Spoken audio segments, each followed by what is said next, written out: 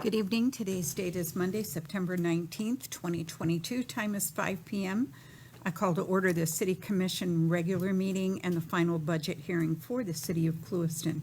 If you would all stand for the pledge to the flag and our opening prayer. Yeah, let's pray. Father, we love you. We come before you. Just thank you for your wisdom and your guidance today. We just thank you, Lord, for just leading us and guiding us in every decision that has to be made. We thank you for our city. We just continue to call it blessed, Father. Not only the citizens to be whole and healed and healthy, Father, but financially prosperous in every area. We give you the honor and glory in Jesus' name. Amen. Amen. I pledge allegiance to the flag of the United States of America and to the republic for which it stands, one nation under God, indivisible, with liberty and justice for all.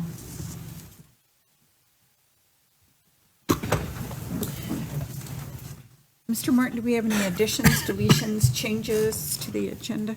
Yes, Madam Mayor and Commission, I would recommend that, at a request, that item E under consent agenda be pulled from this agenda and continued to a future meeting.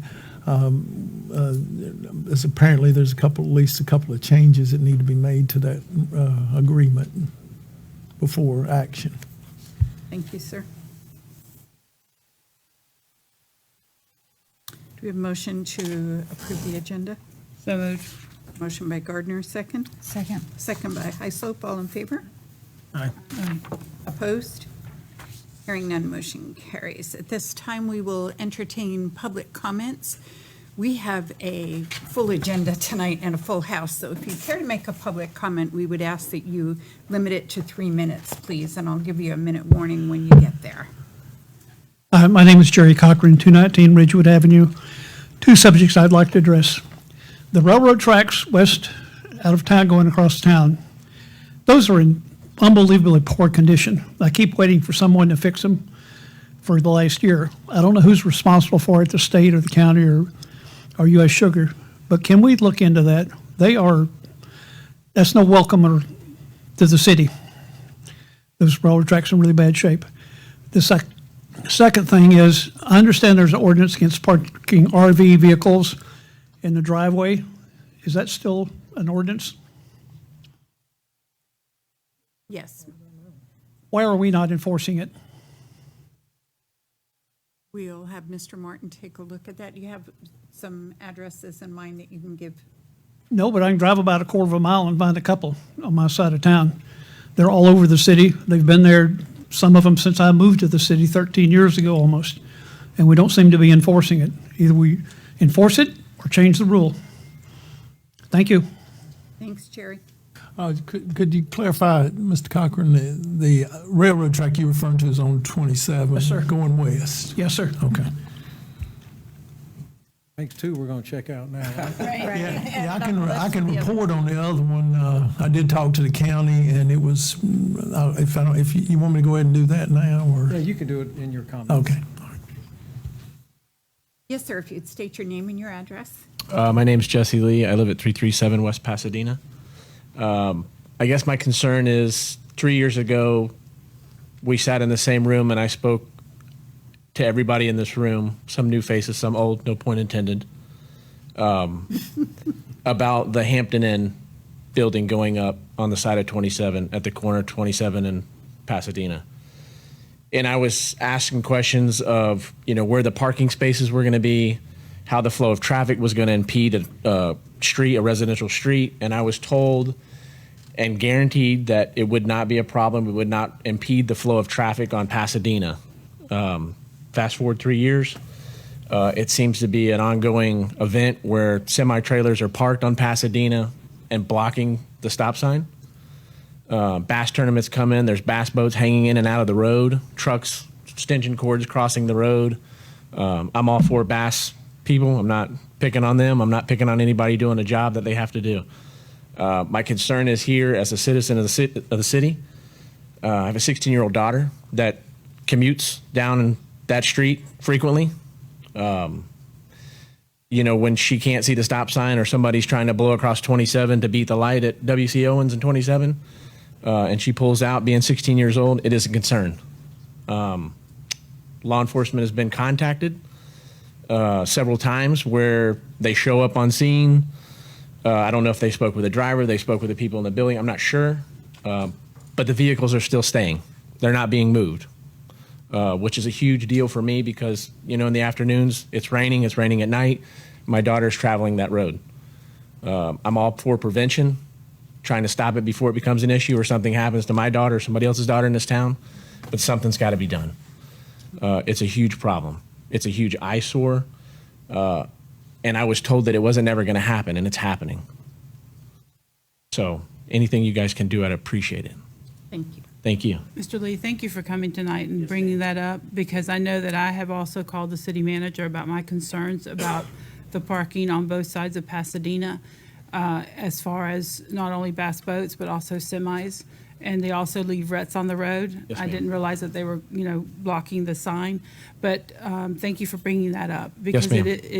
we did, at the time that was approved, the parking was a concern, and that we did not want it to impact the neighborhood. Yes, ma'am. So I know that the city manager will look at that. Yeah. Thank you. I appreciate it. Thank you all for your time. Thank you.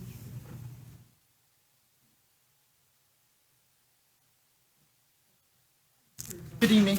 My name is Daryl Bajai, 4721 Fillmore Street, Hollywood, Florida. I'm representing Clark Mosquito Control.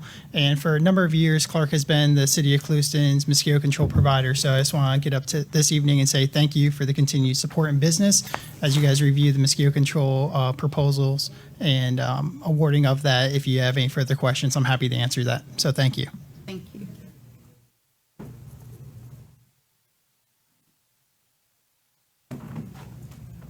Levon Cheryl, I live at 911 Grattan Road. My concern is the public restrooms at the boat ramp. They've been locked an awful lot lately. I understand there's vandalism, which that happens everywhere to everybody, seems like nowadays. But I use it several times because I go to the lake almost every day. I see many other people goes up and exercise and uses them regular. And for the last 3 or 4 months, seems like we went there so many times and the door's been locked on them. It's just been unbelievable. I went 3 days in a row one time and the door was locked. I went shortly after that, and there was city personnel there, and he was leaving the restroom, so I went over there and the door was locked. And he says, "You want me to open the door for you?" I said, "Yeah, man, I need to use the restroom." So he unlocked the door and I went in, and I said, "What's going on?" He said, "Vandalism." I said, "Well, what do y'all do during a tournament?" He said, "Well, we leave them open then." And I thought, this is an embarrassment to Clewiston. We can do it for out-of-town people, but we can't leave them open for the public people that lived here most of their life, some of us all our life and everything, paid taxes most of our life. We probably had a little something to do with building all that complex to start with. So this is, and I said something needs to be done about this. We have 24/7 law enforcement. They can lock them at 10 or 11 at night and open them at 6 a.m. in the morning or something. If the vandalism is that much of a problem, but to lock in the local public out of these restrooms, as many people as goes up there and exercises and walks and uses these things all the time, that's just an embarrassment. Thank you, Mr. Sherrill.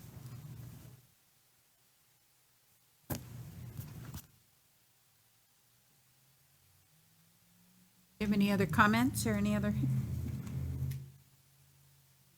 Mr. Morton, do we can delay that 5:05 time for the public hearing, just so long as it's after 5:05, or do we need to? I don't know if you want to do something until then. I think that's fine. We're at, You can either 10 wait after. or do it. yeah, we're at 10 Yeah, after. yeah, I don't think it's an issue of doing Okay, it now. You just very can't do it good. any earlier than 5:05. All right. Chief, you want to come up and enlighten us about Police and Kids Foundation? Thank you very much. I'll be short. I just want to take a few moments actually to recognize the generosity of the Police and Kids Foundation and actually kind of celebrate a very first for the police department. So far this year, the Clewiston Dispatch Center handled 231 medical-related calls for service. So we know that seconds count when people need CPR or defibrillation. However, the Clewiston Police Department has never before deployed AEDs into our patrol cars. That's going to change now because of the Police and Kids Foundation, which is a Florida-based 501c3. You can see there's orange AED up here in front. They purchased 6 of those cardiac science Power Heart AEDs. They're about $1,500 a piece, top of the line type stuff. 4 of the AEDs are actually going to go out into patrols. So we're going to have them out in our community 24 hours a day. You're going to have 1 hung in the police department and 1 hang at our animal shelter. So all facilities and all personnel will have them.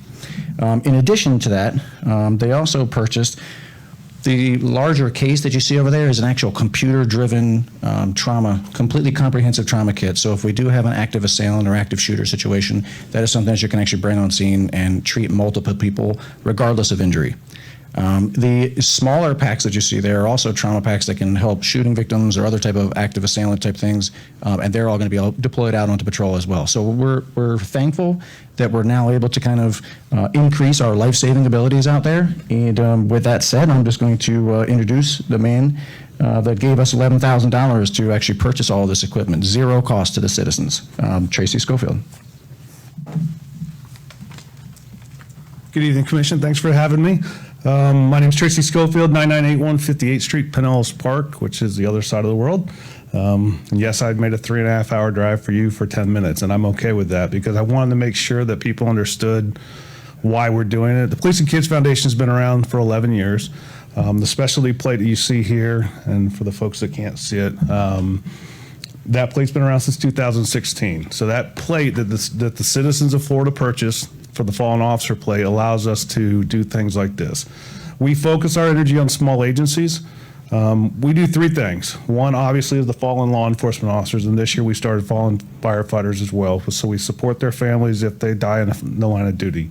Last year we had 61 police officers die, mostly COVID related. This year we've had 6, so we're a little bit more thankful. If it stays low, it allows us to do things like we're doing tonight. The second thing we do, obviously, besides supporting the families of fallen officers, is we try to focus on small agencies. I met the chief at the Chiefs Conference. We were set up there. My wife and I were there, and I spoke with several. 2 of them have taken advantage of this, our grant. We'll be traveling up to Bunnell, which is up by Jacksonville, and they asked, we've given them about $10,000 in equipment as well. I'll be back down at Pembroke Park, which is a brand new police department down by Pembroke Pines, new city that just incorporated, and giving them ballistic shields in the near future. So we're helping where we can. It all comes honestly from the citizens of Florida that support us, and then we turn around and put the money right back out to the communities. I come from a county. I was a police officer for 29 years. I understand what the chief does. I've done CPR twice in my life in 29 years. We never had these in a car. And it's a blessing if you can have them, and hopefully they never use them. I hope they sit there in the trunks of their cars and never get used. But it's nice that they're there for your citizens if they need them or your guests. Sounds like we've got a big fishing area. So I'm glad and we're blessed to be able to help you guys. And I want to say thank you for allowing us to be here tonight. And if the chief knows if he ever needs me, he can call me. Thank you. Thank you. Okay. And Thank you, for your folks. service. You're welcome. Thank you. Thank you so much. Safe travels back. Yes, thank you. Do we need to get a picture? I'm sorry. Yes, actually. Let's do, I think we should get a picture. Yeah. That sounds great. Yeah. Yes. Good idea. Police department said I have to stay next to you. And if you'll- We're going to house if you'll bring that poster. computerized kit. So this computerized kit, once it's charged, I would have loved if it came charged, but it didn't. But You're again, lucky, Commissioner Thompson. you can take this onto an active scene. It's going to be on patrol 24 hours a day. It'll actually just get rotated in between our patrol sergeants, so if they do have to respond. It's an amazing capability. It will help you not only triage multiple patients to tell you first, it will actually triage the actual injuries to tell you which injury on each person to treat first. It comes with just an amazing array of supplies. You can't.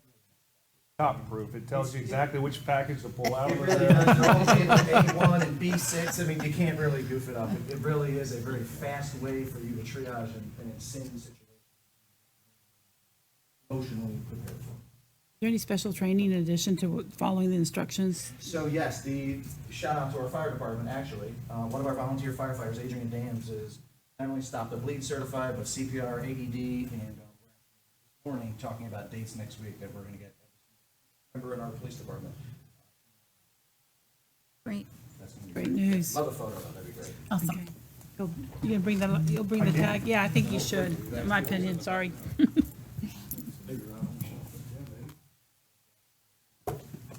They can hold. If I'm blocked, doesn't make any difference. You need to see me, then you can see the Why don't check. you, Christine, why don't you Tall go enough, down there? doesn't. And then the rest of us can crowd in behind you.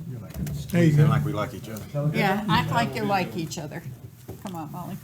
We're good. There we go. Thank you. Appreciate it so much. Thank you so much.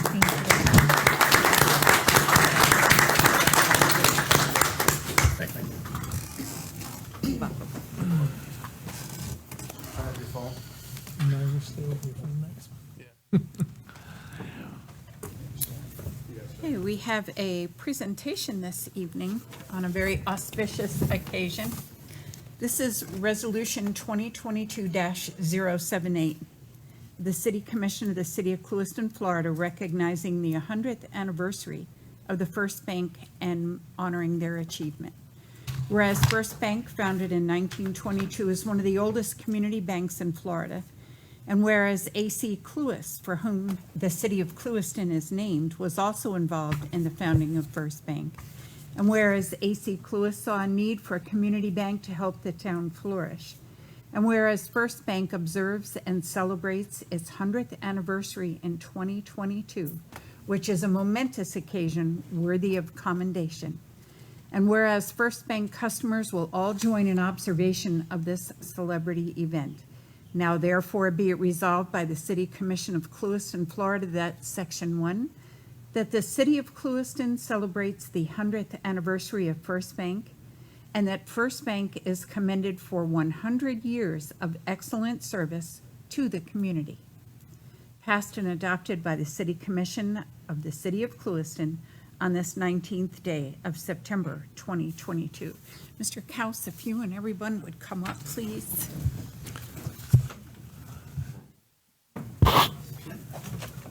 I think they want to Absolutely.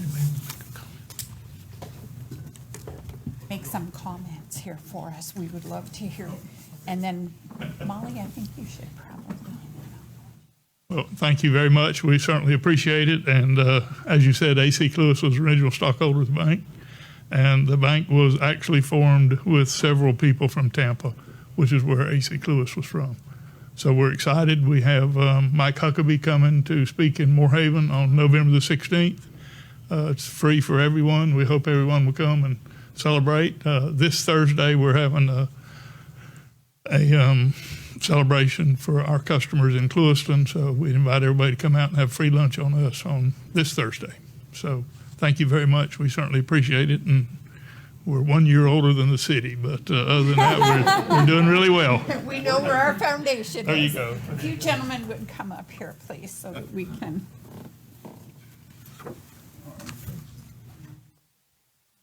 Daniel wants to take a picture, so he's gonna.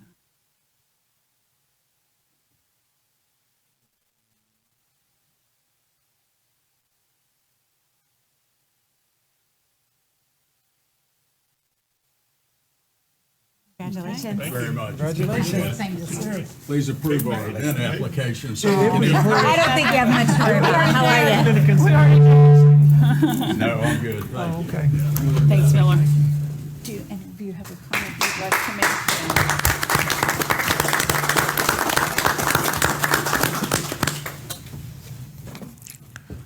make? And their event application was approved in the consent The agenda. consent agenda, yes. So you're good.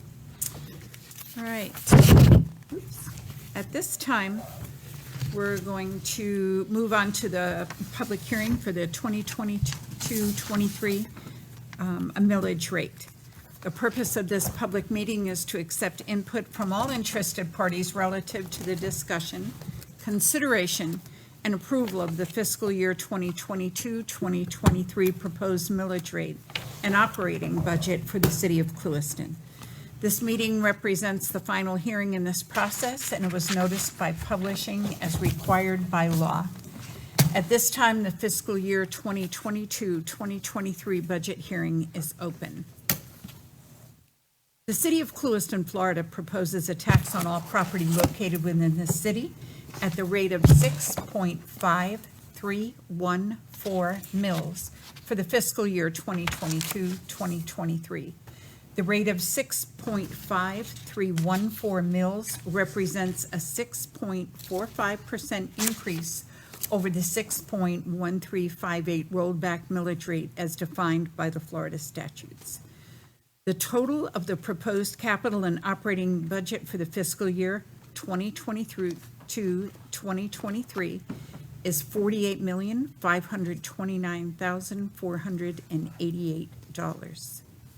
We will entertain general comments by the public at this time.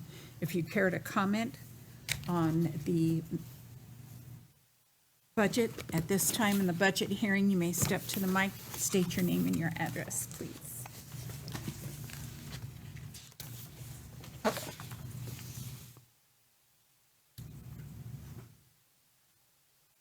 None. Resolution by title, resolution number 2022-079, a resolution of the City of Clewiston, Florida, adopting a millage rate for the levy of ad valorem taxes for fiscal year 2022-2023. Do we have any discussion? Madam Mayor, I am going to make a comment. I mean, I will make a motion to approve resolution number 2022-079. But I would like to make a few comments. When you look at this budget, and I know I'd like to thank staff, especially Sherry, for all the hard work that went into it. You know, it's a budget that gives us the highest assessed values that we've had in the city of Clewiston. It also gives us the highest amount of grant funding that we've ever received. But we still remain, according to the city manager and his good explanation of what we were facing, that we do remain short of necessary revenues, especially for the existing infrastructure, which is in our CIP plan. We're looking at, over the next 5 years, over $8 million, or for the 5 years, $1.5 million. And when you look at that, that's just to maintain what we have. That's just to keep what we have and what we cherish in our community. So I think that this budget is a good cautionary tale as we look at the future, that we have to not increase the requirements to maintain our city as far as the infrastructure that we take on, especially in our recreational facilities. I love our parks. I love the fact that people come here to fish, but I also realize that there's a cost to expanding and to adding more things to it. And so I just wanted to mention that tonight because it is, every year it gets more and more expensive. So as we all know in business, so I just wanted to mention that because we do have reserves now, thankfully, that have continued to go up. And we know that those are rainy day funds. And in this budget, we're going to need some of that rainy day fund. But I just think as we look at the future and we look at our CIP, that we need to be very cautious in expanding any city-owned facilities. And that was my motion. Thank you, Commissioner Gardner. We have a motion by Commissioner Gardner. Do we have a second? I'll second. Second by Heislope on resolution number 2022-079. Do we have any other discussion? I'd like to just add to what Commissioner Gardner said. Due to infrastructure issues, due to expenses that will go up every year, I don't see our millage going down. I know that's might be a shock or it might seem like bad news, but until Clewiston can open up a way to get more housing, more property taxes, expand our tax base, expand our commercial buildings, it's going to be very difficult for our income to keep up with our expenses. And then you tack onto that our infrastructure that just needs replacing. Again, like Commissioner Gardner said, nothing expanding, just to maintain what we have. Our CIP over the next few years is going to be very difficult to meet. So I'm not a fan of taking money out of reserves, and I'll save some other comments during the budget approval. And I need to correct myself because it is over the next 5 years that we will need over $8 million just for the CIP, just to meet those needs.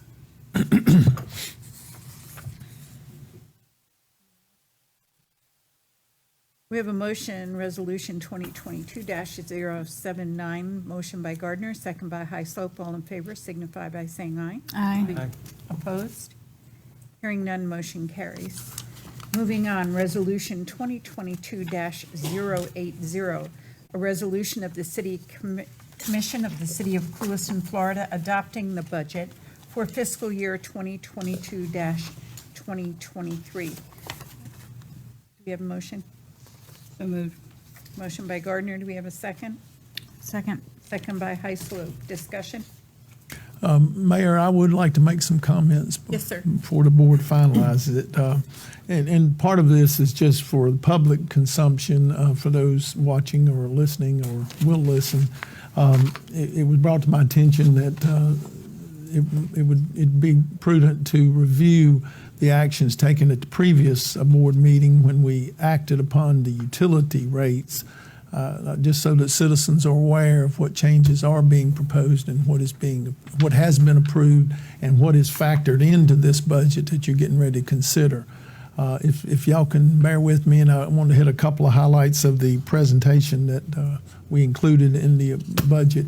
I'd join in the comments, positive comments about our staff and their input into this budget process. It has been essential and well done. Particularly our finance director has done an outstanding job of putting numbers together that gave me management guidance in making the recommendations that are always tough. Never had a budget that was easy in municipal government in decades of experience, but this one had its challenges, but also I'm very pleased with the way staff brought it forward and well thought out recommendations. Just for the record, did want to show that the commission had approved previously a 3-year transition on utility rates, in particular our water and sewer. This year, we'll be approving with action on the budget a change in the utility rates effective October 1 of 22. That will change the minimum and the various categories along that plan. For water, it'll be a minimum of $6.95 per thousand. That's the minimum, and then so much per thousand for each gallon of water used above that. Up per thousand. With regard to sewer, we actually changed the recommendation and increased the minimum that was in the rate study that was done based on current conditions and changes. That's going to $6.90 for the minimum that was previously proposed. And just in terms of the comparison to the current year in the water, it's going up from $6.62 for the minimum to $6.95 for the minimum. In the sewer, it is more extensive. It's going from $5.15 in the minimum to $6.90, and that is related to escalating costs that's been referenced, things beyond our control, and to help better prepare us to maintain the infrastructure that's so essential for these critical utility services. With regard to solid waste, those were also adjusted. The minimum rate, or the rate for containers for residential size bins, would be going from $24.40 in the current year to $31.08. Additional charges for dumpsters and bulk customers, bulk containers, will be going up. Bulk will go from $12.20 to $15.54, and then for additional charges for a second pickup or second container, we go from $10.40 to $11.58 per month, and then we also adjusted the special consideration rate. But all of these are necessary, particularly to support the equipment replacement. They're very expensive items. This budget replaces 3 of our major collection tools in the solid waste department, those large vehicles that do our automated collections. And that's over $900,000 in the CIP that was just referenced for those equipment replacement items. Those are the recommendations that you've approved, the resolutions that would affect those rate changes, but they are reflected in this budget. So I did want to cover those. No changes in the water, sewer, solid waste, or electric rates are changed. With regard to electric, there's been a good deal of public consternation over rate increases of late, but the city's rates have not changed. What has changed is the power cost adjustment for the cost of purchasing power, and we've talked extensively in commission meetings about that. We hope the horizon's going to show some relief on that end, but that is a pass-through cost of the actual cost from our suppliers of power per kilowatt hour that are passed to us. I also would like to apologize for my voice tonight. This is not escalation or anxiety over the budget. I've been accused that it was related to my exuberance over the weekend on some college football games, but I deny that. I think it's more me doing yard work in the rain Saturday, and so I do apologize if I'm... I like the football story better. I do apologize if I'm hard to understand. It's not nervousness, it's just the reality of that. Did want to mention those with regard to the general fund management after the discussion at the September 7th workshop. As I will not read this entire report, it's online if anyone is interested in the greater details. I did talk a good bit about the comments made and your actions already taken with regard to the millage rate. One comment I wanted to add is with the water, sewer, and solid waste changes made this year and in consideration of what's been going on with the electric power cost adjustment, management did not feel it prudent to consider any kind of rate increase in the millage rate this year in the proposed budget, despite the need and justification for it. But management did not feel that would be prudent given these other factors and the likelihood that some of these things were going to pile up, and we just didn't feel like the community deserved or needed that kind of double whammy, if you will, if we had recommended a rate in excess of the current rate. And that primarily was the only reason it wasn't recommended, because as you saw in this report, with the cost increases that we're being passed through in mandates such as the state's mandate on increasing the minimum wage over the period of years up to $15 per hour. We had to hit another threshold or target this year, and we'll have to do so in the next several years to get to that level. That has a significant impact on the overall budget. In the report that's here, we can go through that at as great a detail as the commission desires, but with regard to some of the major, what I call budget drivers that contributed to this year's budget, in not a positive sense, is the things such as our insurance for employees, our benefits, costs were escalated beyond our control with no change in benefit. We also saw fuel cost escalate just like the general public has experienced. Utilities, just talked a little bit about electric side. The other property insurance and casualty insurance and all increased, as well as the capital needs that have been well documented that we've talked about that were built into the CIP plan. Those items were not offset by the increase by any stretch of imagination in ad valorem tax revenue, and in fact we see a net expense loss, net revenue versus expense of over $500,000. That speaks volumes. We're going to need to really take a hard look at all expenses, but next year like we do every year, but with it in mind that this kind of increase is going to put significant additional pressure on our few revenues that we do control. This year, we're recommending a significant number of fee increases to try to offset inflationary pressures in those buildings that we lease and other things. Our leases, 2 of them tonight that were approved, we increased the rates by 10% that you approved in the consent agenda. So it's just a matter of time that we have to deal with more and more of those kind of things. We did sharpen our pencil as was requested, and we made some adjustments that will not alter or hinder our advancement in the various recommendations in here. Over $116,000 in adjustments were made to reduce the use of fund balance appropriations, and I'll be glad to discuss any of those with the commission. I went to great lengths to explain my perspective on how important our reserves are and fund balances and retained earnings in our utility funds. And yet I am proud to say that Clewiston's in a much better place than it was not that long ago in terms of building those reserves. And we want to make sure under my watch or our watch, collective watch, that we don't regress in that. We want to continue to improve. But I think we're in a really good place.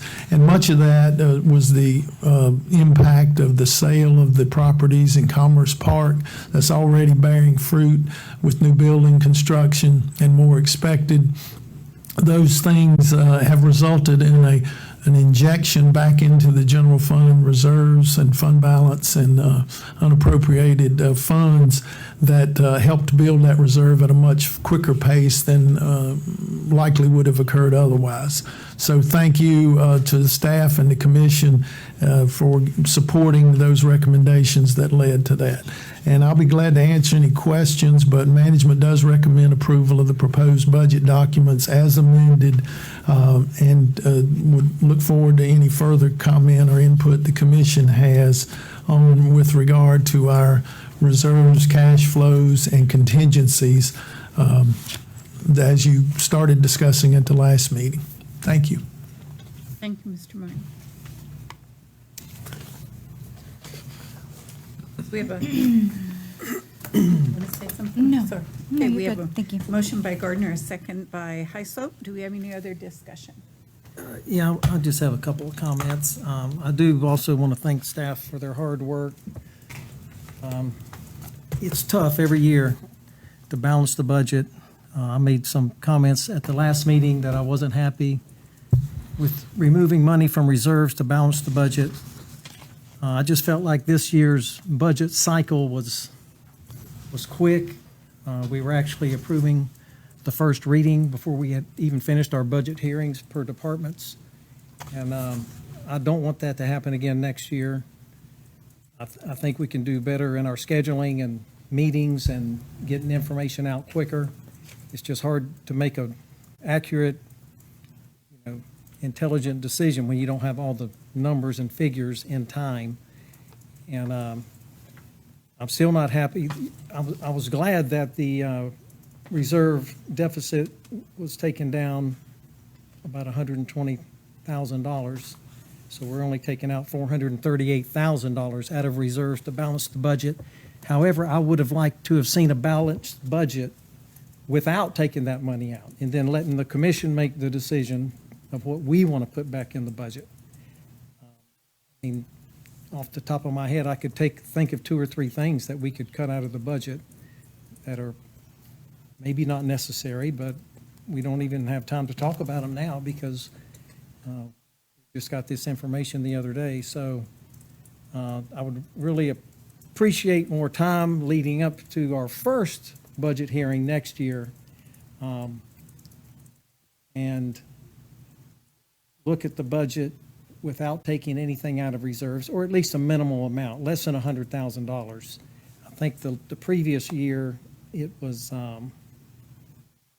$83,000 last year and $143,000 the year before, and I think those are acceptable numbers as long as we stay in that low range, because we are a town that just restricted with our tax base, and we all understand that, and we know we have to make those sacrifices. But I am happy that the reserves have been building over your tenure, Randy, and I think the staff has done a great job at that. I guess that's really all the comments I have. It's almost like I don't really have a choice at this point. So that's all my comments for now. Thank you, Commissioner Pittman. If I may, Yes, ma'am. I would like to commend Sherry specifically for working so hard on the budget. Thank you, Travis, for working so hard. I appreciate all that you do. And I am going to speak to this estimated 34% of the proposed operating budget that was in your report, Mr. Martin, and I think that that's excellent when the city's policy is 10%. I think that says a lot about where we've come, and I hope it says a lot about where we're going. So, as the second time doing a budget, I think has the ability to be very overwhelming, or the possibility to be very overwhelming. I actually like the way that our staff does the process and lays it out department by department. It's much easier to consume and make sense of it all. So thank you guys all. Any other comments? Hearing none, the recommendation is to adopt budget resolution. All those in favor signify by saying aye. Aye. Opposed? Hearing none, motion carries. Resolution number 2022-081, a resolution of the City Commission of the City of Clewiston, Florida, adopting the city's capital improvement plans for the fiscal year 2022-23. Do we have a motion? Second. Motion by Heislope, second by Gardner. Discussion? I just want to reiterate what I said earlier. Over the next 5 years, we're going to need $8,164,523.75 for capital improvements. This does not include the enterprise funds. I left those out. And out of that, almost $1.5 million is for recreation. So that's our parks, our ball fields, and those are our recreational buildings within the town. And I think those are critical. That's part of what we have as a community. But how we look at it, I know that we've maximized grant funding, and we're so thankful for the generous sponsorship of United States Sugar Corporation for our parks. But those capital improvement projects are big numbers over the next 5 years. And if I gave you all the number for the 10 years, it's even bigger than that. And that doesn't include the enterprise funds. So I know we talk about sharpening our pencils and wanting to lower the millage rate, but it's going to be very difficult to maintain what we have. And so expanding, especially in recreation, I just cannot support that, knowing what we face over the next 5 years. Any other comments? Thank you, Commissioner Gardner. Any other comments? Just for public consumption, what's our 1 millage rate equals how many dollars? I think it's around, just a ballpark, it doesn't have to be right on the. 185,000? Sounds about right. Say that again. 185,000, close to it, and maybe 182, 183, but close to it.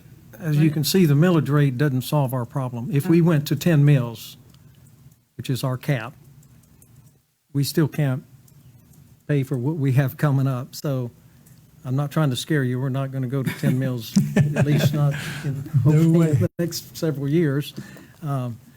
So the answer really isn't raising the millage. The answer is, and we've been very blessed to get a lot of grants over the last 2 years, and that's really helped us out. But it's getting those grants, it's getting the state funding and hopefully federal funding in different avenues. That's what we have to go after. But we also have to realize, and I know this, Commissioner Pittman, you know this, and so does the mayor, is that for many years, there was zero federal and state grant funding coming in, zero. And so there was nothing that we could do for many years. So I think that this is a wonderful time for us to really, as we look at that capital improvement plan for the future, how we know that what we need to do and just really focus on that. Thank you, Commissioner. Anyone else? So we have a motion on resolution number 2022-081 by Hyslop. We have a second by Gardner. All those in favor signify by saying aye. Aye. Opposed? Hearing none, motion carries. I'd like to make a comment. Mr. Martin, since you have gotten here, just that industrial park alone is no longer languishing on that side of town. You started beating the bushes and you made the phone calls and you got it taken care of. The reserves have come up. You have gone out and you have looked after grant monies, you have looked after donations, you have made the connections, and you've networked. And it was not an easy thing to do. With 5 people constantly calling you saying, what are you doing? What are you doing? Everything from when is Ventura going to be paved to when is animal control going to be taken care of. So the mountain that you have on your plate is unbelievable. Sherry, when I first got on this commission, those first 2 meetings, I wondered if I'd lost my mind. Because when it came to budget process at that time, it was not an easy thing. And I spent a lot of midnight oil trying to figure out what we were doing. You have streamlined and you have made a very difficult issue palatable and understandable. The work that is done with your office and the relationship that you have with Mr. Martin on how you roll these things out, we cannot say enough as to how you have cleaned up that whole process. And I appreciate that very much. It's hard when you have a bunch of people knocking at your door, ringing your bell. Now, I try to go to Mr. Martin. When he comes to your door, that may be my fault, but I'm not going to admit it. I want him to know what I'm asking and what I'm doing because he needs to be in my loop. You always answer the questions. You always return the phone call, and you never turn anybody away when they have a question. It is an insurmountable job. It's not a job I want. Not a job you're ever going to see me coming around saying, hey, can I help you? But I think the city is much better off since you started taking a look at that budget process and putting it in a way that people can understand. And once you got your compatriot, Mr. Martin, here, I think things have really improved over the last couple of years. Capital improvement is never going to change. We're always going to have to look at that, and we're always going to be feeling the pinch over how it's going to be paid. But your dedication, your patience, and your humility and how you do your job is to be recognized. And I can't thank either one of you enough. I appreciate you. Thank you. It is a team effort. I can't take it all. All right, the hard part's done. Now Sherry's going on vacation. Yeah. And she's breathing a sigh of relief. She I had hope plans so. for next week, so She thank has you. earned it. Thank you, Commission, and your guidance and leadership and policy. And I'll prayerfully consider all the comments tonight because they're good ones. Obviously, we want to make sure that you have everything timely, and going forward, we'll work to refine the process to make it better for you in that regard. Good comments, good feedback, and thank you for the action. Moving on, agenda item number 3. Ordinance number 2022-10, this is a first reading. This is related to zoning regulations, amends Article 5, Chapter 110, entitled Districts and District Regulations of the City Code.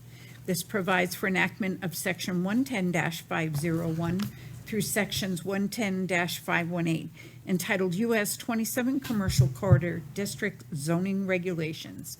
This amends Section 110-149 to add a new zoning district and amends Section 110-2 to add a new definition. The Planning and Zoning Board approved the first draft of the ordinance on March 6th, 2017.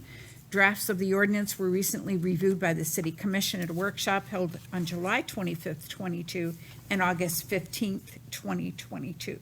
There is no financial impact, and the recommended motion is to approve ordinance number 2022-10 on the first reading. Set the public hearing for October 17th. So moved.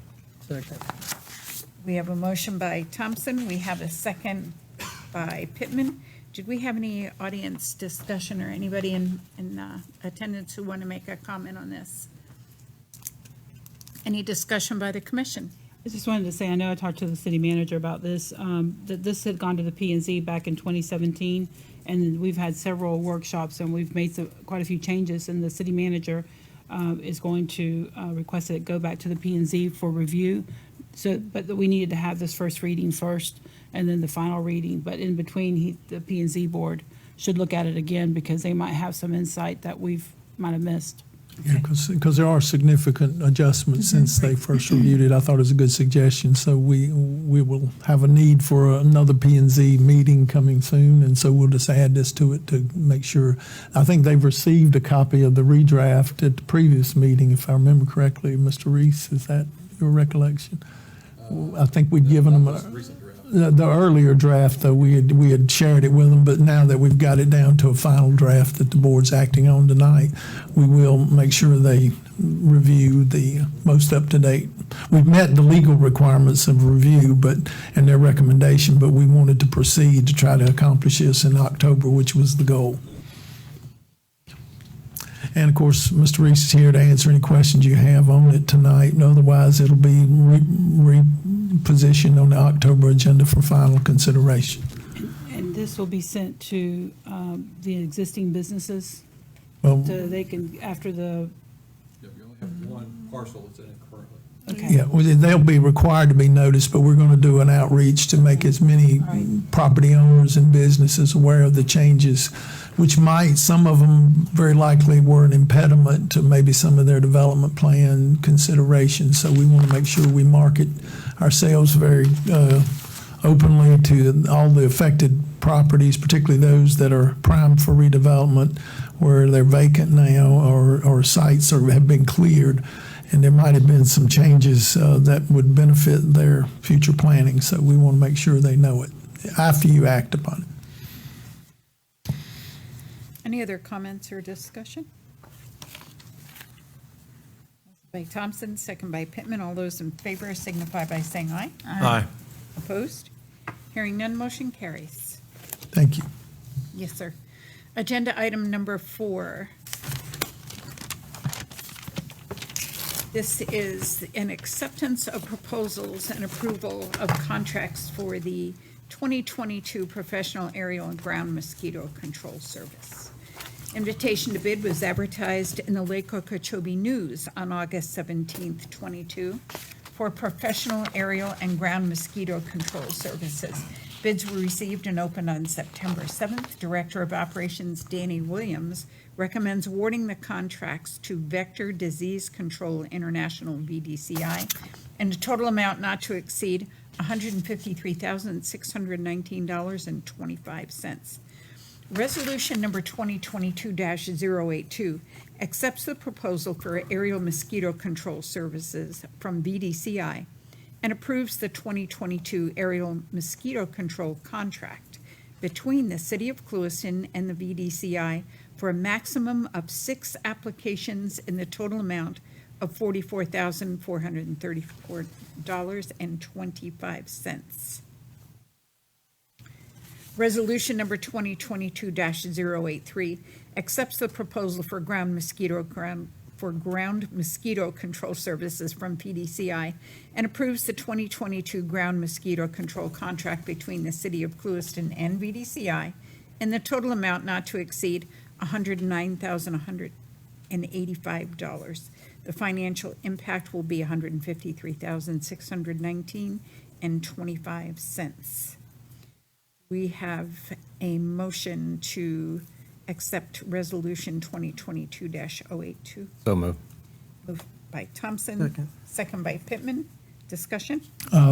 And before any commission discussion, Mr. Williams is prepared to comment if you have any questions for him on this. He may want to offer a comment. Danny Williams, Director of Operations. Daryl, I'd just like to thank you guys and for your service. They did an excellent job, but I think we're just looking at, go a different direction. I think some of the things we're going to target this year, we're going to expand. I'm working with U.S. Sugar to get on some of their property. We're going to start doing a lot of ground treatment. So we're just going to look to try this situation out and see how it works. Any questions? Or I was just going to ask, what was this recommendation based off of? Well, I'm going to be honest with you. He gave me some, but meeting with this gentleman and talking to him, he went through our city and discussed our issues. That's what impressed me. He talked about our canals. He talked about what surrounded us. He talked about a certain type of mosquito, where it hides, and he was telling me all this stuff that I've never heard before. So I was impressed. And that is his background. He's a graduate from Florida. So, yeah. And of course, cost, when you take proposals, that's part of it. Yeah, definitely. But again, I can't say enough about Daryl. He was a great supporter. Any other questions or comments, discussion? Thank you, Danny. Thank you, Danny. Know that I appreciate the low bid, and I know that we have been with Clark for many years, and we've been with other contractors as well. So I'll make the motion to accept the proposal and approval of contracts to the low bidder for the 2022 professional aerial and ground mosquito control services. Okay, so we have a motion on 2022-082 by Thompson and Pittman that we need to vote on first, and then we'll take yours for the second half. No, sorry. All right? So all of those in favor signify by saying aye. I was writing notes. Opposed? Hearing none, motion carries. So then Commissioner Gardner, you want to make the motion to accept Resolution 2022-083? 083, so moved. Motion by Gardner, second by Pittman. Discussion, comments? All those in favor signify by saying aye. Aye. Opposed? Hearing none, motion carries. Agenda item number 5 is Resolution 2022-084. This approves the award of the Phase 3 Infiltration Correction Services and the pumps contract to Xylem Water Solutions USA, Inc. in the amount of $793,276. Authorizes the mayor to execute the contract on behalf of the city. The city issued bid number 2022-04 on May 11th of 22. One proposal was received and opened on June 8th. Mr. Fred Blotcher, Ph.D., President of Public Utility Management and Planning Services, Pumps, reviewed the proposal and recommends awarding the contract to Xylem Water Solutions in the amount of $793,276. That'll be the financial impact to the city. Recommended motion is to approve Resolution 2022-084. So move. Moved by Thompson, Second. second by Gardner. Discussion, comments? This is a significant amount of money being spent. I was going to ask Dan if he could kind of give a breakdown. Yeah, in fact, if it's permissible, Mayor and Commission, I would recommend Mr. Williams review these 3, 5, 6, and 7 items, the 3 resolutions all at once if he's so inclined, because we received bids on this and they were well in excess of the total monies. We did receive roughly $3 million in grants and a zero interest loan for 20% of it from the State Department of Environmental Protection. And I appreciate the efforts of Danny and his staff and Fred as our consultant did to acquire those funds, but we pursued getting additional funds when the bids far exceeded what we had available. And yet they were able to pare the projects down for a total that's slightly less when you total the 3 of them up than the $3 million that is available. But we couldn't get the state to agree to any additional money right now, but they are considering that, and we're hopeful they'll provide the additional funding so that we can finish this phase of the work and pick up the items that were paired off. And Danny may want to comment some on that, so I'll defer to him. Yeah, Danny Williams, Director of Operations. This is, again, what you guys were talking about, the infrastructure.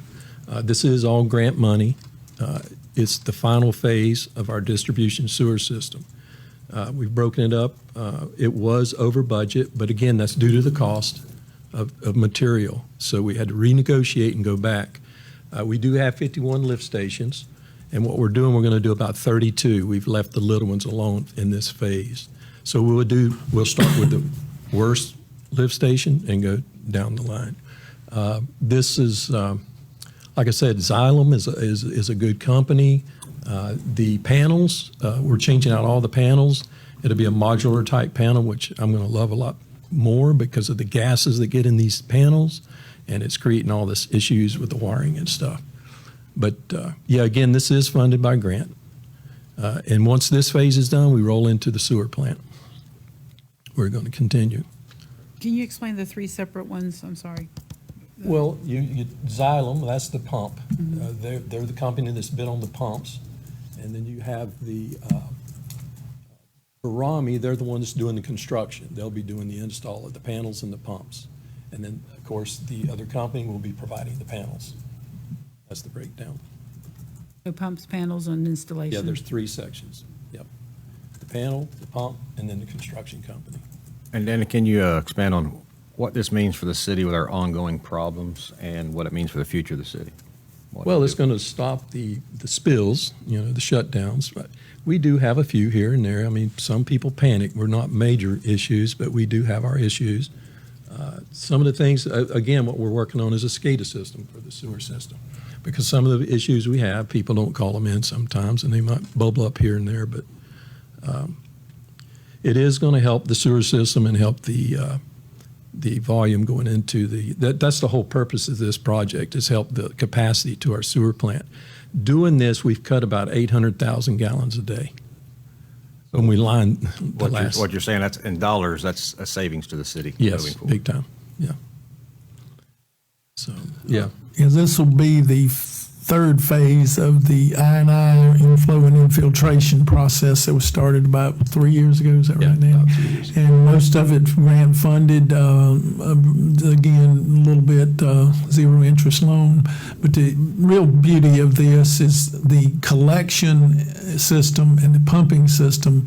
Once we are able to get some additional funding and pick up those items that had to be deleted from the scope of this contract, and have all of our pumps and equipment up to modern day standards and relatively new, that's a huge item off of our maintenance and annual cost list for maintaining that system.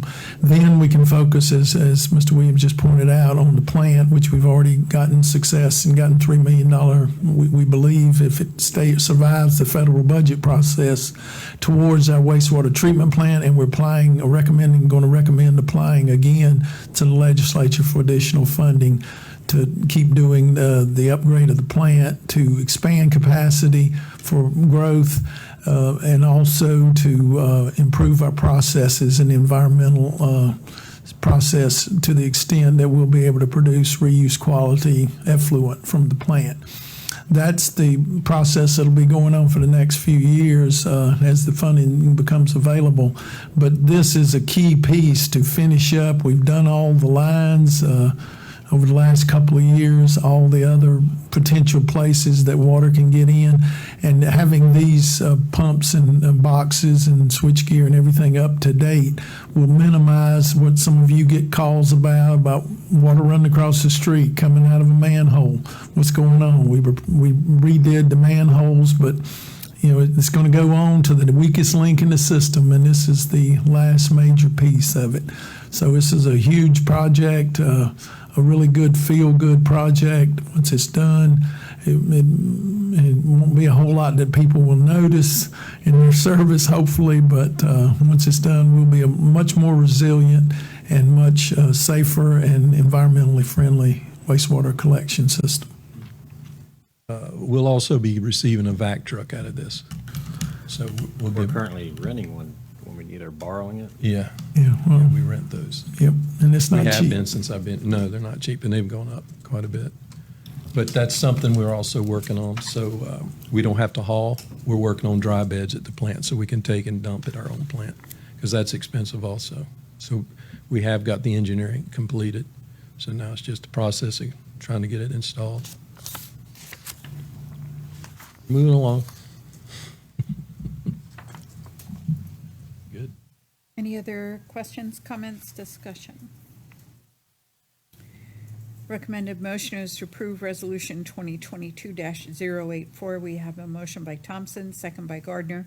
All in favor signify by saying aye. Aye. Opposed? Hearing none, motion carries. Resolution 2022-085 approves the award of the Phase 3 Infiltration Correction Services Control Boxes to Cox Research and Technology, Inc., in the amount of $677,959. Authorizes the mayor to execute the contract on behalf of the city. City issued the bid on 2022-04 on May 11th. One proposal was received, opened on June 8th. Mr. Fred Blosher, Ph.D., President of the Public Utility Management Planning Services, reviewed the proposal and recommends awarding the contract to Cox Research Technology in the amount of $677,959. That will be the impact to the city. Recommend motion is to approve. Do we have a motion? So moved. Second. Motion by Heislope, second by Pittman. Discussion, comments, questions? Only other comment I failed to make is the state did approve the awarding of these with only one bid respondent on each of the items. We went through their process since they were funding it, and they approved it. We're not real sure why more contractors didn't bid, but remember, this has been a tough time of last year or so, and these specs, as was noted, this was put out and we got the bids in May. I guess we started it back in the winter, and we've been working on this one. I think the commission had accepted the grant funding late last calendar year, so this has been a drawn-out project, but the state did approve, for the record, awarding, even though we only received one bid, to move it along. Thank you, Mr. Martin. Motion by Heislope, second by Pittman. All those in favor signify by saying aye. Aye. Opposed? Hearing none, motion carries. Agenda item number 7, Resolution 2022-086, approves the award of the Phase 3 Infiltration Correction Services Installment of Pumps and Boxes contract to Boromi Construction, Inc. in the amount of $1,379,941. City issued the bid on May 11th, 2022. One proposal was received. Fred Blosher, President of Public Utility Management Planning Services, reviewed the proposal, recommended awarding the contract to Boromi Construction in the amount of $1,379,941. That is the same as the financial impact to the city. Recommended motion is to approve Resolution 2022-086. Moved. Second. Moved by Pittman, second by Thompson. We have any more discussion? No Questions, discuss- comments? Just a comment. You know, a lot of people talk about moving a city forward. It becomes cliche and easy to say. This is what it truly takes to move a city forward. It's expensive and tough. Thankfully, it's grant funded, and it's really going to benefit our city like no other things that's happened in the last decade, probably. And I look forward to these improvements. Danny, this will have an impact too on paving the way for bringing on anyone else, say, outside of the city limits, if there's a project there that finally comes online. Yeah, the reducing the flows, which we've done, and now upgrading our system is going to help us. But one of the things too is doing the force main going out to Everglades. One of the things I've done with the developer is I said what we need to do is when we do the out west, the 144 units, let's go to that force main. So, and that second phase is in place. So yes, definitely. And plus, for what some things are going, which like Mr. Martin says, we've been funded about $4 million for a water main, which we're going to come directly out of our plant, run out to Everglades, but it's going to benefit us again to another area. So those things are in place. Yeah, we got a lot going on. But doing your force main out there helps you make sure that you have the pressure you need Yeah, it's going to to help get because everything really back. and truly, Everglades produces about 7,000 gallons a day. Mm-hmm. That's not enough for that force main. It's, It's the gonna condition. allow But it's a development. long travel. Yeah. So, we've thought about that, but, taking and tying it in this area with those units, that's going to help us. And plus with the development across the highway, if that starts, we can look that direction to not put it in the existing system. Yep. Any other comments, discussion, questions? We have a motion by Pittman, second by Thompson. All those in favor signify by saying aye. Aye. Opposed? Hearing none, motion carries. Mayor and Commission, this might be a good time to announce publicly something that I've already made the Commission aware of.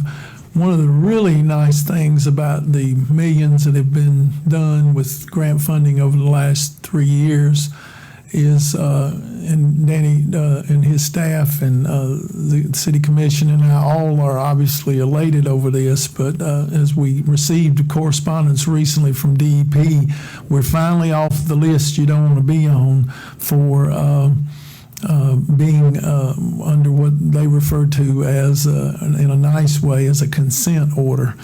Basically, you're agreeing to something that you have no choice not to agree to, that you're going to fix it.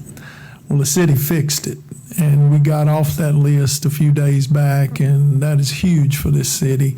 Some people might not consider that to be a big deal, but being on the list maybe helped us get grant funding, but I'd rather be off the list anytime, because the staff has had to work really hard, and the commission had to agree to that about 3 or 4 years ago to do certain things, and the city can feel good that we did them. And this will be a piece of it, but we did enough that it surprised me they let us off the hook as early as they did. I thought they might milk it a little longer, but they did send a letter that we're officially no longer under a consent order, which is very important when you're applying for expansion of a plant. They're not likely to give it to you very quickly or easily if you're under a consent order or decree of judgment for violations of state environmental laws. And that's essentially what it means. And so we've checked that box. That won't be an impediment to us applying to extend lines and do other things, and particularly when we apply for renewal of our permit and expansion of our permit for our plant, to be able to accommodate additional growth and expansion of the utility service area. Thank you. Very good.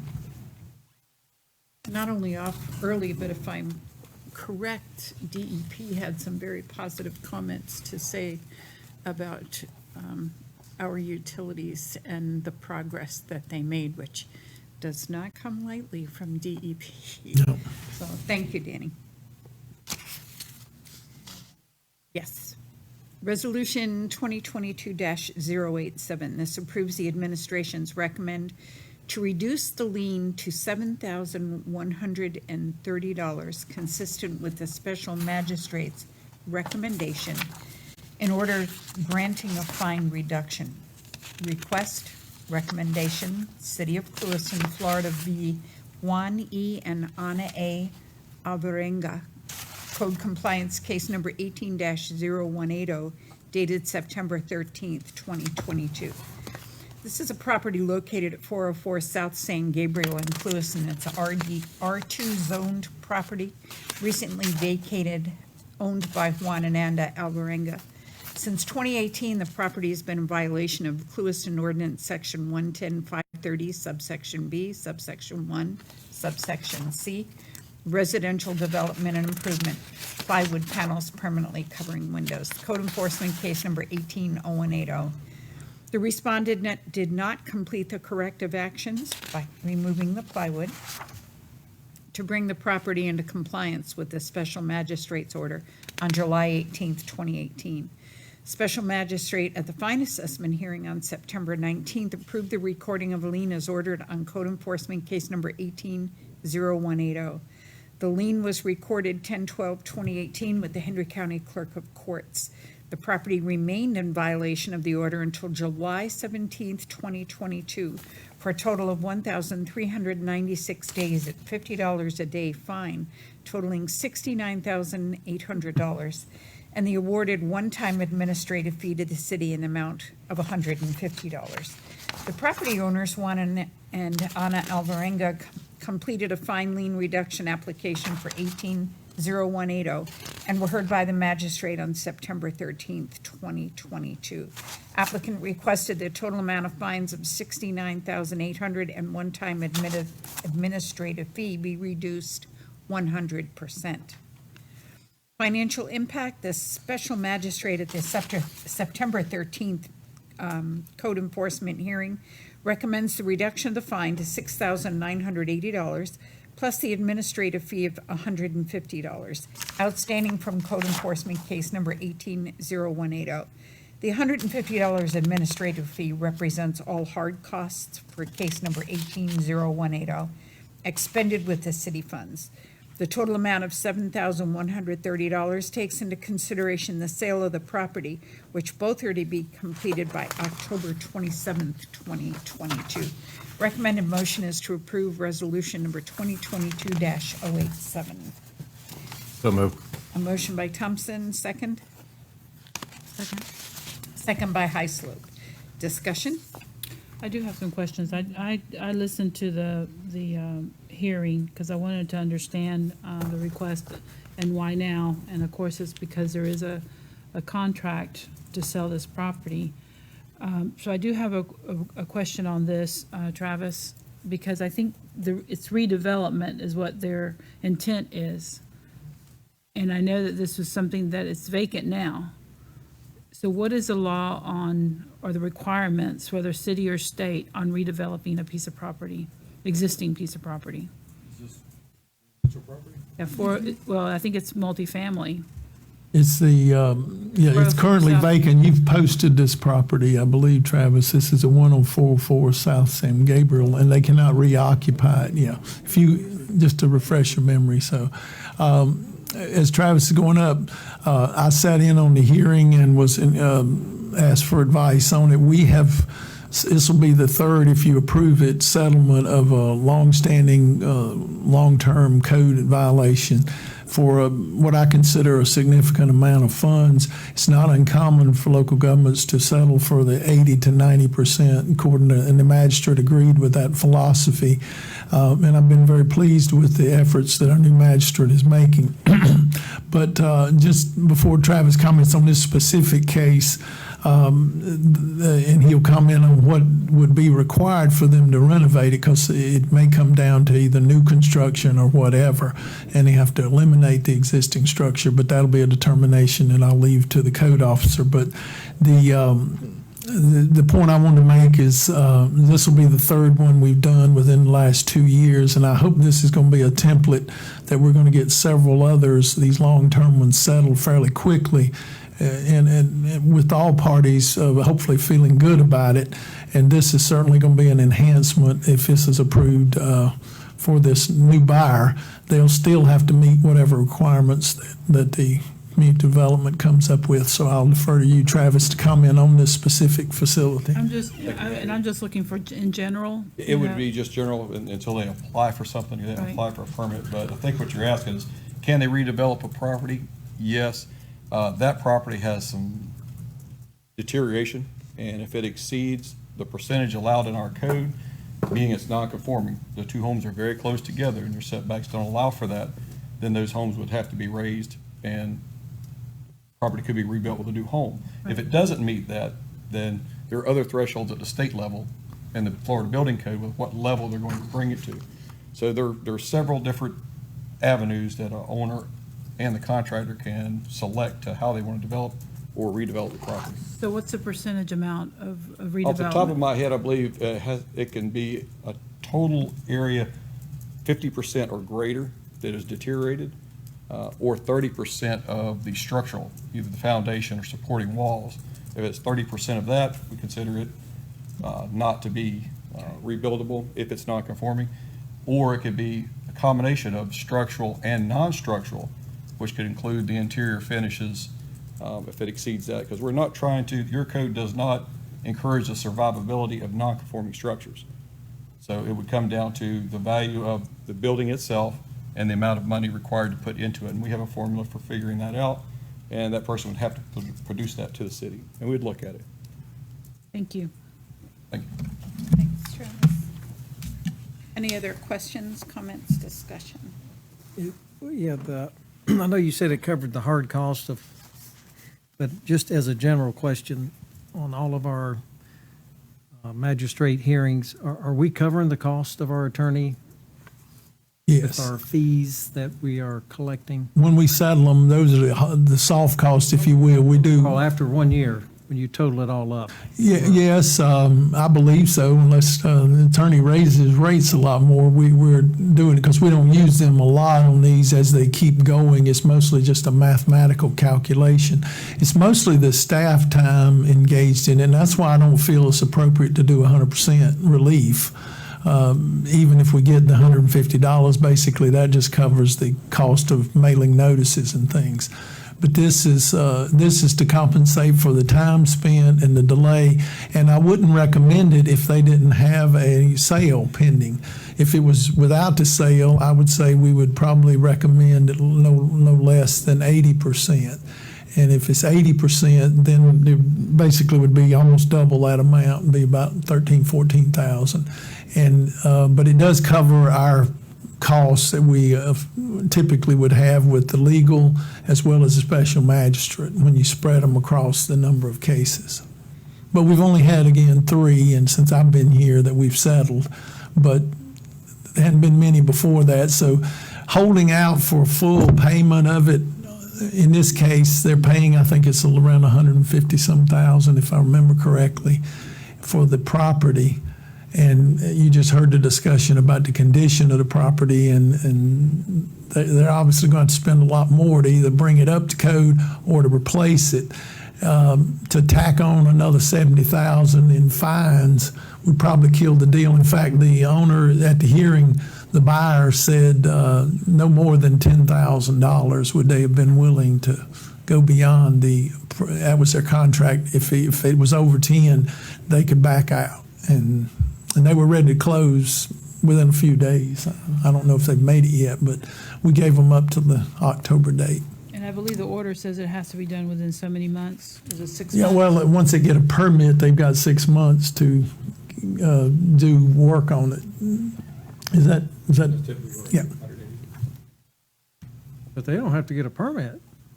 Yes. Get ready to get a permit. Well, it can't be occupied. Correct. In its current condition, because he's posted it as not occupiable. So they've got to do something with it. Of course, right now it's not in violation of the code. They did satisfy. They took the window coverings off, which was the primary violation. But obviously, we want to see it rehabbed or demolished and replaced, something, because it's a rather old and rundown structure.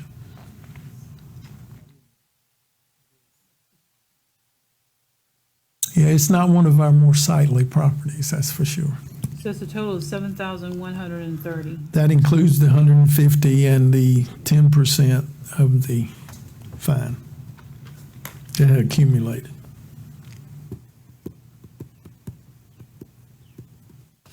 Any other comments, questions, discussion? Only other thing I was going to point out, not to belabor it, but we had a really good success story on WCO, and I think everybody has noticed it. That one is under construction, where they bought it, did exactly what we're doing here, paid 10% of the fines, and have invested a substantial amount of money. We expected that lien reduction request to be on this same magistrate's hearing, but the owner of that property wasn't able to attend, the buyer that ended up buying it. And they're going to be asking for a similar lien reduction, and we're going to recommend the same terms basically on that one. If you're familiar with it, that was the one that we had a number of code issues, police issues, and other things. So people living in it without permission, and it's a huge improvement visually. Yes. Absolutely. Yeah. Yes, we have a motion by Thompson, a second by Highslope. All those in favor signify by saying aye. Aye. Opposed? Hearing none, motion carries. Good. Resolution 2022-088, This authorizes the issuance of a purchase order to reproject in the amount of $35,824 as needed for technical management consulting services to support Lynn Mila as project manager during the city's advanced metering infrastructure project implementation phase. The services contemplated are currently being provided by reproject under existing purchase order number 22545. Resolution number 2022-088 authorizes an additional 257 hours as needed to complete the software integration portion of the project in a timely manner, provide team continuity, and reduce the risk of project delays. The cost estimate also includes reimbursement for travel expenses. The financial impact is $35,824. Recommend motion is to approve Resolution 2022-088. So moved. Motion by Pittman, do we have a second? Second. Second by Gardner. Any questions, comments? Have an update on the metering project. First off, I just want to comment on Sylvia. She is the person that does the WE project. She's actually the owner, but she does an excellent job. She's been in several of these projects. She is supporting us very well. She's helping us move things forward, the software upgrade, she's, like I said, she's been fantastic for us. So that's well spent. Where we are is Sylvia's in town today. We met this afternoon before the meeting. She'll be here tomorrow for our update meeting for smart meters. We meet every Tuesday. Anybody's invited at 9 o'clock, usually every Tuesday, if you want to hear it. Right now, we do have meters deployed. They're test meters. We have about 10. They're mainly at city properties. They're various types of meters. We do have water meters installed. We are at the point where we're working on the headworks, is what I call it, the brains.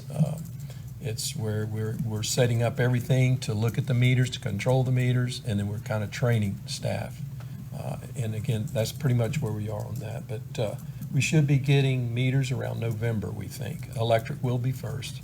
We're looking maybe to take 2 months, and we'll probably start, I'm going to say what's going to probably mess us up is holidays, because we're going to get the meters the end of November and then roll into December, but we will be working to deploy, and I'm looking at January, we'll start deploying meters.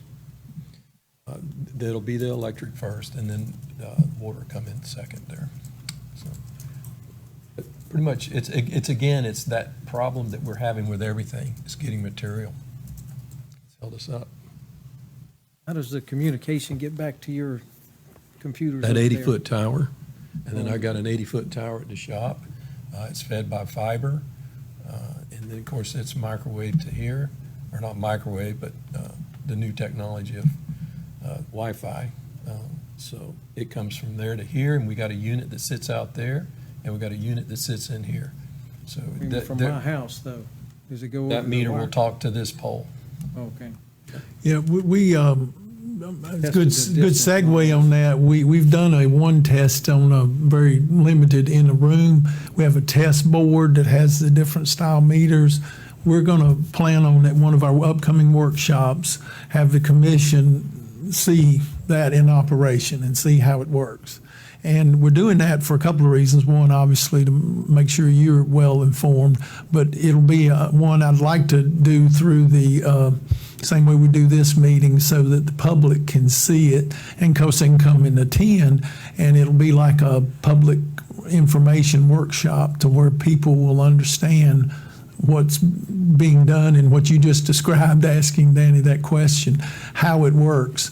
And and we're also doing on about a monthly basis, we're putting out PR distributions to the customers. We'll be doing door hangers, all kinds of things as we start the actual field implementation. Because the electric, Danny's, I agree with his optimism on how quickly that'll go. Water and sewer is going to take a little longer, because we're going to be in the dirt and replacing meters, and you're going to have all kinds of things in some of the locations. So they'll move right into that once the electric's online. But we still hope that all of them will be done within the next this coming fiscal year that's coming up. But we want to do that at a workshop environment with the commission and open to the public, and they'll have that same board in here and display how it works, let you interact with it as you desire, and we'll have our other representatives from FMPA and our consultant who'll be here and explain and go through, and the company as well. And it's almost going to be like our, was it AMI Day is what they call it in some places, but our equivalent, we wanted to be more hands-on, have the commission actually there and involved in it. And I think it'll be a very productive time spent. Go ahead. And so you had talked about the billing portion that you were working on and bringing up, and Yep. pay ahead of time and Yep. pay to go. Text to and pay, those- yeah, we got several options. All that will come together. We'll have that perfect storm, and it will just be, That's why we're hoping, that's why we Okay. have the staff, and that's what, you know. Yeah, the next. I do want to say one thing, sorry, Randy. You go ahead. Just to make sure, rate increases has nothing to do with your smart meters. I want the public to know that. Yeah, And what's good, this is a $2.7 million project. I believe 1.4 we pulled from our grant funding. It's paid. So the water side's paid. It's the electric, which we got a small loan through FMPA. So just so no one thinks that's. Yeah, that was the case. already factored into our whole discussion before the rate changes we had to make. I got a question, Randy, maybe a little getting ahead of ourselves, but we have customers that legally and illegally have built on the back of their homes. They have meters where Yes. pretty much have to enter their home to read or work on. Is this an opportunity to move those? Yes, Yes, we're going to correct those. that's what we're going to tell them. It's a huge liability for the city. Then. Yep. You're exactly right. Yeah, we talked about it at one of the, as Danny said, we're having regular weekly meetings. We're going into a critical phase, though, going back to where we're at on this, and that's what's described here as this software integration. With our current financial software, which Danny and I have been pleased with the response we're getting from Tyler Technologies on that, but this is the most critical phase, because if we can't make it work there, it's not going to work after we put the meters out. So we got to get it right, and that's why we're needing this assistance, and we'll be working very carefully to make sure that that integration works seamlessly so that our financials don't have to be redone. Everything should just flow right through the system. But it is going to be a tremendous amount of, and we'll go through this at that workshop environment, the advantages to the customers being able to monitor their bills, see where, if they have water leaks, you'll see evidence of it. And I think it's every 10 minutes, isn't it, Yeah, Danny? it's different levels. You We can can monitor set it. It's sending a signal of what the meter's doing every few minutes. And so we can check it. They can do it in the office. There won't be a need to send somebody out there to read it. If a meter goes rogue on us, somebody pulls one and takes it to a new location, we get a notification. Or your house gets flooded. Yeah, or your house gets Get a flooded. notification. We'll let you know. But the customer will be able to access that and be able to, of course, all the advantages on the payment side of being able to more easily take care of the bill, all the ways that are available in modern technology. As far as I know, we'll take advantage of. They can also monitor, go out and check what they're pulling, what kilowatts. They can go shut stuff off in the house to help themselves, and the meter will work with them. Just will show what's being used. There's a lot. So I'll be I'm thankful to excited. have Tyler living up to its full Yeah. potential and Yes. making things Yeah, easier. we definitely. Yeah. All right, anything else? Any other questions, comments? We have a motion by Pittman, second by Gardner. All those in favor signify by saying aye. Aye. Opposed? Hearing none, motion carries. Do we have any questions, comments, discussion on the update list? Old business, new business? I know we just got through budget workshops, but I know that we're scheduled for additional workshops on some of these items. Do you have- Yep.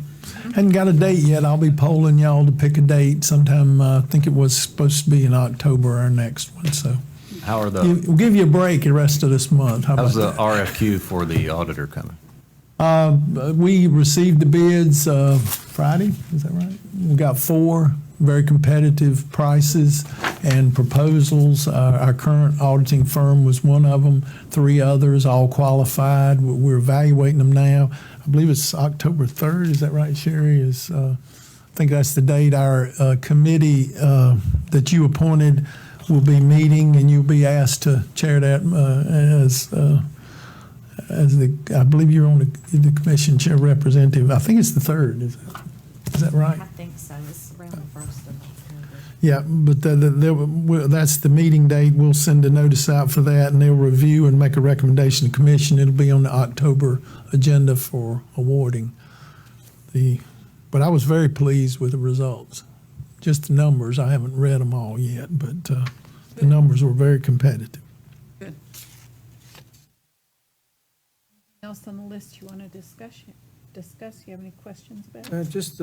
I want to bring up the storm shutter ordinance review from January of 2020 because of the fine that the guy just had to pay.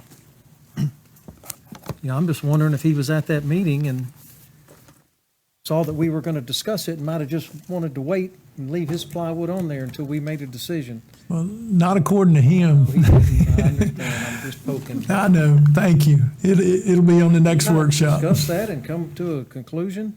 Yes, sir. It'll be on the next workshop. I was going to tell you his response, if you heard it, is he said his residents wanted it for safety.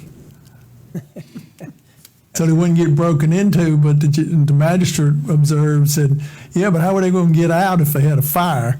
It was, but that was his response, and he, of course, said he didn't realize he was being fined, but he was noticed. Include in that discussion bars on windows, because they're not shutters and they're not hurricane shutters and they're not, but there are several homes that have that. Oh, okay. Include Have bars. actually gone to fires where they've had them on their windows, and thank goodness we didn't have to use the jaws to take them off, but it is a concern that we might need to discuss. Put the chain up to the truck. Yeah. Okay. We'll add that to it. Anything else on the list? Any comments, questions about the departmental activity reports? I'd just like to make a comment. I know I've spoken to the city manager about the reports, and I know at this meeting I've talked about dead people pulling permits. I know it's an old program, but we still have people that no longer live in those homes. But it's just not that. There's other reports in there that I think that they're not providing us relevant information that we can use. And so I really would challenge the city manager. Maybe we need to have it at a workshop. But I think that as I look at the majority of some of those reports, when they list codes that we have to go back and look up in our code book, it doesn't help us to understand what's happening in the community. Or some of the other reports, or if they're not, the real people aren't pulling the current owners aren't pulling the permits. So I just really think as I look at those, that those are a lot of information that staff is putting together for us, but it's not providing us what I believe is timely and relevant information. So if you guys have looked at them, I think, it's something that we should discuss at either a workshop or the city manager Okay. to come up with some, what I believe, better reports from the staff. Noted. Thank you. Yes, ma'am. Anyone else? Comments from the city manager? Let's see. I think we've covered most of it. Did want to say publicly that the dike where the C-21 bridge project is going in has currently been opened back up, it appears, by the Corps.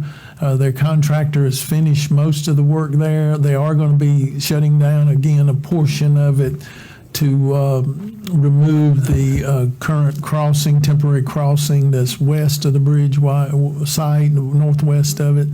Our contractor is expected to come in, though, in the next 30 days, and that is going to disrupt the pattern to some degree, but I don't think it'll have much of an impact for the next several months until the contractor actually begins construction of the structure across the canal and engages near the perimeter road on the top of the dike. So we're going to work with the contractor to try to keep as much of that area open to the public as safety will allow until a connection is made, and then it would be shut down for a period of time. But I did want to report to the public that for the time being, there's been some relaxing of the restrictions that the Corps had, and they've removed some of the caution signage and they're prohibiting people from going along the dike. And I know a lot of people are taking advantage of it, so.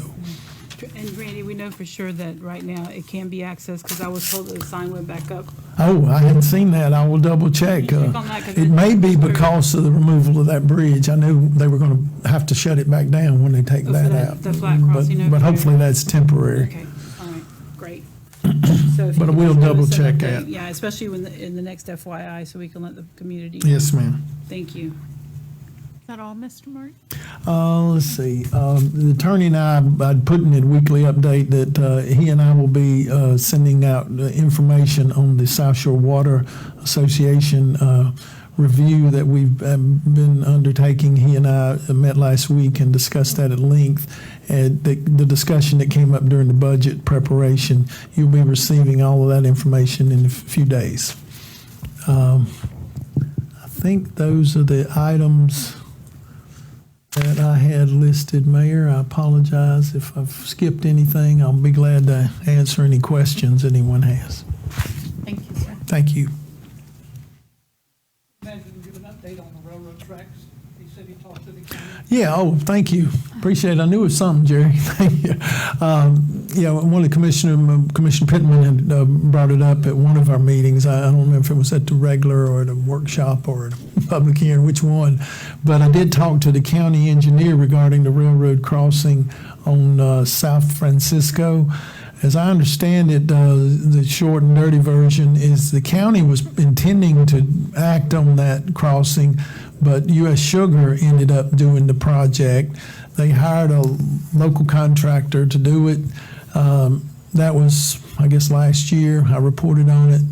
That was, in his opinion, very unsatisfactory work. So they reported that, and they got complaints from commissioners and community. They went back to U.S. Sugar and discussed it. U.S. Sugar again engaged a new contractor to do the work that resulted in the current conditions. And I, of course, registered our concern that we did not feel the current condition is adequate. The county engineer indicated, because it is the county's responsibility for that road, we'll go back to his folks and to U.S. Sugar and discuss what next steps they're going to have to take. But I personally drove over it, and particularly to me, going south to north was worse than going north to south. But it's not by far comparable to some of the other better grade crossings such as WCO. And so between our contacts at U.S. Sugar and the county, I'm hopeful that further action will be taken, and particularly if they get more complaints like the ones we've already registered from citizens, hopefully new action will be taken to take a third whack at it. But I didn't realize it had been done twice. I thought it was just once, but apparently they slipped in. I did see them working on it, but I didn't realize it was a complete redoing of it. But anyway, with regard to the request tonight on the west end crossing, I have not had a complaint about that. That would, in my understanding, be the responsibility of DOT and or U.S. Sugar, since that is a crossing. I'm not sure who has the actual responsibility for repairs, but we will be communicating that to both parties, that one we've received a complaint about. And Danny, did you want to comment on the other item that came up under earlier about the bathrooms? Are you prepared to do that tonight? I think you are, but I don't want to put you on the spot. No problem. Yeah, the issue we're having there, down at the lake, they had the night shift people working. We were closing them, and the officers open them at 7 in the morning and close them 7 in the evenings. So the night shift guy said, hey, do you mind if you open the bathroom? I said, I tell you what, if you watch this bathroom, because he parks there, I'll open it, and so you can have it. The very first night, we had severe damage with and so I said, that's it. I'm not going to continue this. We have problems at the tennis courts. We have problems at the lake, and now we're having troubles at Trinidad. And I'm not going to tolerate tax dollar going to waste. You're talking toilets they're breaking, there's sinks, they're pulling them off the wall, they're breaking fixtures. Yeah, it's unacceptable. I don't care. I'm not going to tolerate these people damaging our stuff. So we're going to set rules. And this is mostly in the overnight hours? Yes. Are the Always at cameras, night. are the cameras working up there? Yes. But they're I inside. think there's a challenge to catch them. Well, I mean, people, I've had people say, hey, I tell you what I do. I give keys to the coaches, of course. We had damage at the ball fields. That was last week. Or the vacant Friday that we didn't have a ball game. Damaged the bathroom like you wouldn't believe. I mean, it's unreal. And it's just unacceptable. But we are going to continue keeping them open at daytime. I just want to they're clarify open, that. They're open during the day, and then what I do, I'm going to ask him if he knows, if he's still here, what employee told him, yeah, I'll close and open 3. No, we don't do that. I don't know where that came from. We open it at 7 and we close it at 7. Moving forward with the construction up there, can we require the contractor to have porta potties instead of using that That's bathroom? by code, you have to. Yeah, they're doing that. As far as I know, they did during that last one. Danny, you have a Because they were doing 24-hour operation part of the time. Well, the new bridge coming is my thoughts. Oh, yeah, they will have to have their own facilities. So some of the fishermen go out earlier than 7 in the morning. I mean, I don't know what's safe. Somebody life- has a key Okay, all right, to let them in. okay. That's why I say certain, like coaches, they have keys. The But for youth but for programs, the boat basin, yes, Okay. there's a key.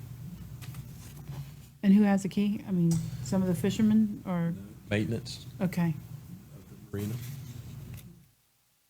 If they want us to adjust in an hour or so, we certainly Yeah, could I do mean, that. if the yeah. time change Again, I when mean, it I comes can up, ask I don't know. Tom's guys to catch it on special occasions, just shoot an email or And whatever. But if they're up there locking, I don't have anything against locking up the other side of that dike at night At either. night, yeah.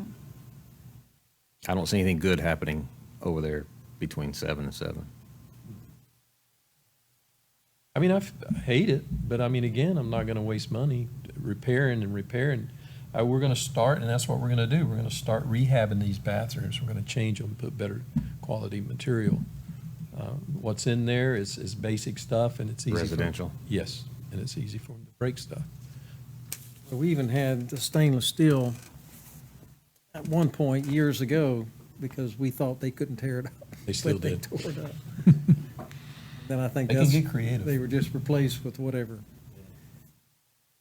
Well, we're going to try something. Yeah, I think the early, opening at 6 or 5 a.m., I think you're safe because all the kids are sleeping.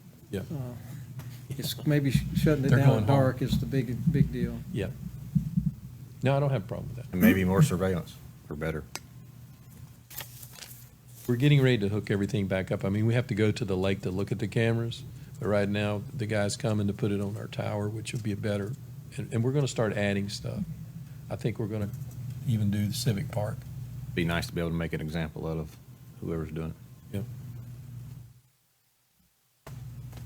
Yeah. Thank you, Danny. That's all I have. I'm sorry. Jenny, before I forget, you mentioned Civic Park. Can we get the military flags? Say again? Get a new set of military flags Sure. for Civic Yes, Park? yeah. All it was on my mind, I'm sorry. Mr. Brandenburg? I have nothing to report, other than, as the manager already stated, we conducted a review of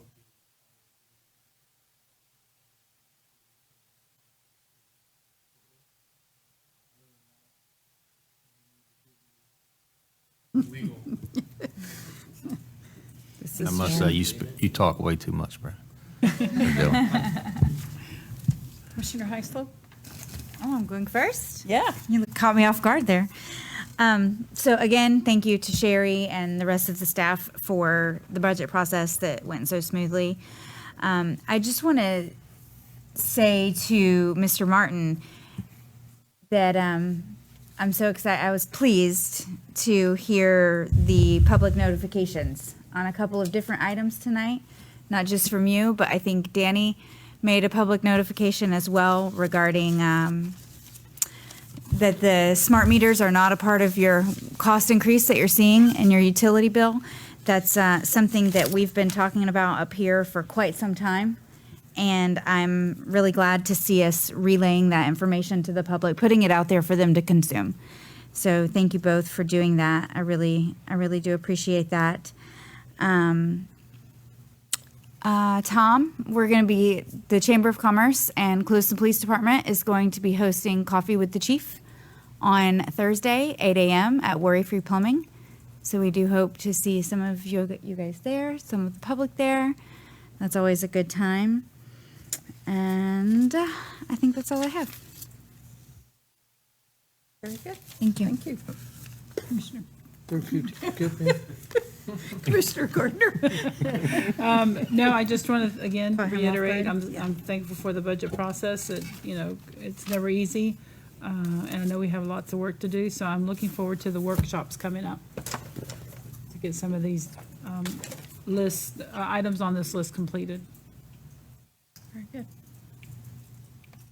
Chair Thompson. We're talking about budgeting. It's just not the streamlining of the budget process and the information. It's the amount of information we have to look at where it wasn't always that way. So once again, thanks to staff.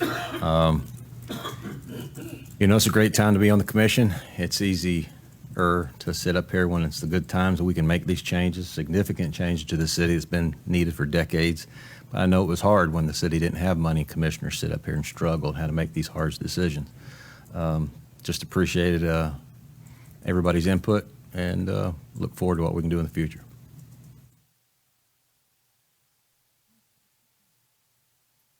Yeah, just I'd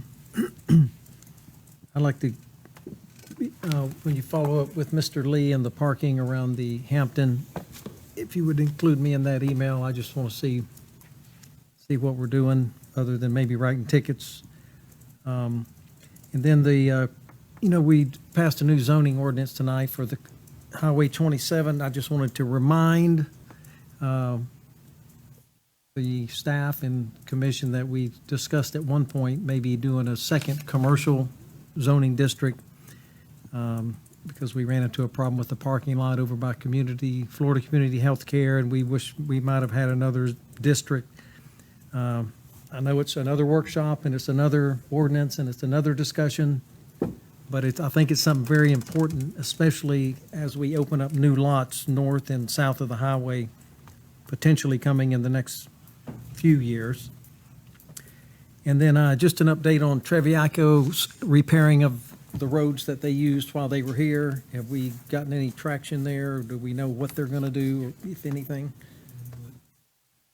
No, because there's still trucks coming in and out of there. I mean, this morning I even sat there, I was there 5 minutes before trucks came out. But I'll definitely, I think we need to get with them. But again, what's sad, I saw them going on my road today, and they just resurfaced that road. And there was a lot of them, which is not good for that road. But no, there's still a lot of trucks. But I definitely got, the videos that they've taken, so once we figure out they're done, again, I guess we get with those guys and, before ZEP starts, because, we're going to have a new company in there. Yeah, we don't want them pointing fingers at each other. So I guess, that would be a wise thing. And they are in that area. Some of the contractors came in today. We moved a couple of poles for them in that area, the boat basin. But I'll do that this week. And even the Ventura project contractors, I don't know which ones, but there's some gashes in the roads. I know they patched a few little places, Yeah. but there's still some that need attention. If you make- There's stuff, it definitely does. Also, there's a flooding issue, which I brought to Erman Anthony's attention and to our engineers, that it's holding water. And it's understandable. They're starting to scrape the shoulders, but they're going to work on that also. Yeah, because I went the last two rains and it was holding some water. We don't want to see that. I heard a resident making a comment how they were patching holes, mud holes that were had full of water and they were throwing asphalt in. That's not good. No. That's all I have, Mayor. That's all? Okay. Then do we have a motion to adjourn? So moved. Second. Motion by Second. Gardner, second by Heisel. You're a little late. All of those in favor signify by saying aye. Aye. Adjourn at 18:54, 7:54, 6:54, 6. Time it is.